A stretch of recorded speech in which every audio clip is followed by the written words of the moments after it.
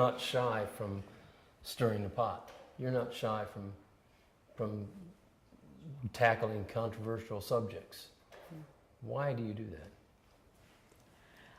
I guess I do it because I can, because I think I can. And, you know, and there's so many things out there that are not comfortable to talk about, or people don't want to talk about it, or it's too much trouble, or, you know, and I'm willing to do that. And I've not always been, you know, so outspoken, but if I feel like I have an audience that I can help them see a situation different than maybe they see it, and because it's a little bit uncomfortable, then I take that on as a challenge to be able to do that.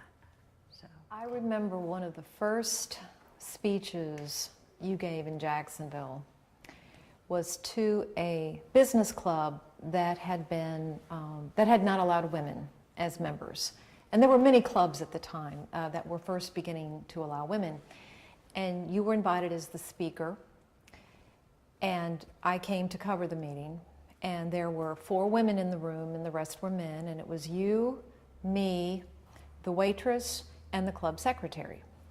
And you called me over and you said, "Are women allowed to join this club, because I really don't see any?" And I said, "Yes, they just voted to allow women." And you said, "Okay, thanks."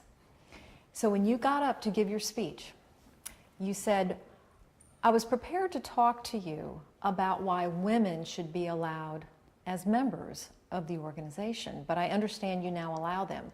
So now we're going to talk about your second favorite topic, and that is children." And then you started talking about children's issues.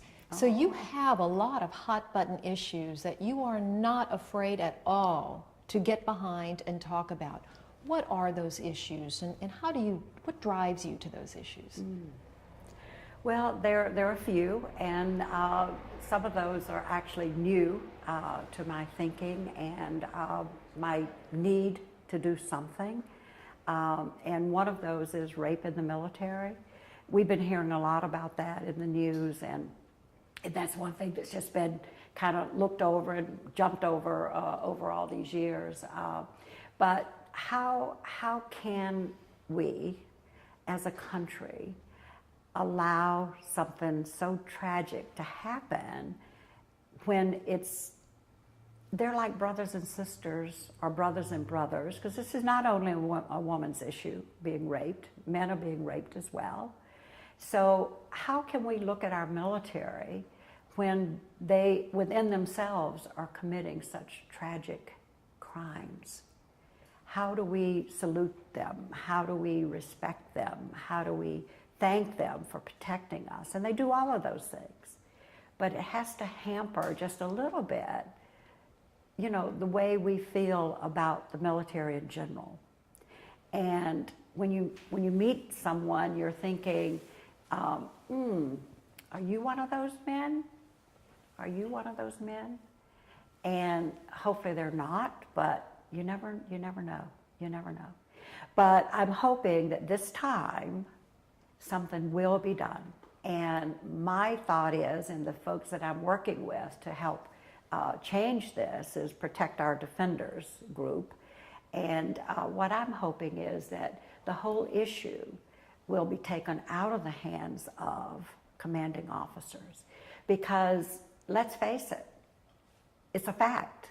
Many times it's the commanding officer themselves. And if it's not he himself, it's somebody under him that's his buddy. And they just walk right over it. You know, there have been commanders that have turned over if someone's been accused and found guilty. They don't get sentenced to anything. So it's got to be taken out of the hands of the military to be, I think, ever not accepted or not tolerated. And that's what is being worked on right now in amongst many people, many senators, men and women alike, and Protect Our Defenders as well. So I'm helping to support that issue, and I when I met with them not too long ago, I said, I want to get right to the president. How do we do that? You know, well, the effort's being made, and it won't happen tomorrow, but the effort's being made, and eventually, and I think it's on the cusp of some major changes. I hope so.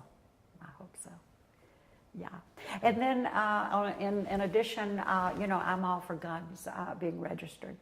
And I'm so disappointed in our Senate that, you know, the federal senators voted down to require all guns to be registered. Why is that? If somebody is a law-abiding citizen and they have a gun for protecting their family or for hunting, I don't want to take those guns away. That's not what I want to do. But why would they care if they're registered? So if they get into the hands or they sell them to somebody, it continues to go. Now, a criminal gets it in their hand, they're not going to register it ever if it gets there. But you would have some sort of, you know, trail of where that came from. So I'm doing a gun buyback with the sheriff end of June of this year. And he's then going to roll out the gun bounty program. You turn in anonymously someone who is a felon and they have a gun, and if the sheriff can, you know, capture that gun and put that person in jail, it's $1,000 to that anonymous person. What about that? Now, the gun buyback is any old gun. It doesn't even have to work. But there again, it's just putting the emphasis on guns. And I've been really troubled and come to know that I have to do something about guns based on Sandy Hook. You know, we've had these tragedies many, many times over, and we're all sad about it. We all feel empathy for and caring for those who've lost loved ones, especially their children, whether it be college or teenagers or what. But what happens? We as a nation just then forget it. We go about our lives and we forget it till the next time. Well, the next time for me was Sandy Hook. And I promised myself I would do something. What difference it'll make? Maybe it's another starfish. But I have to personally do something. So that's what I'm doing with guns. And another topic that you have a lot of interest in is mental illness. Yeah, and the care for the mentally ill. Could you talk about that? Yeah. Well, I associate, while totally different, it is a disease.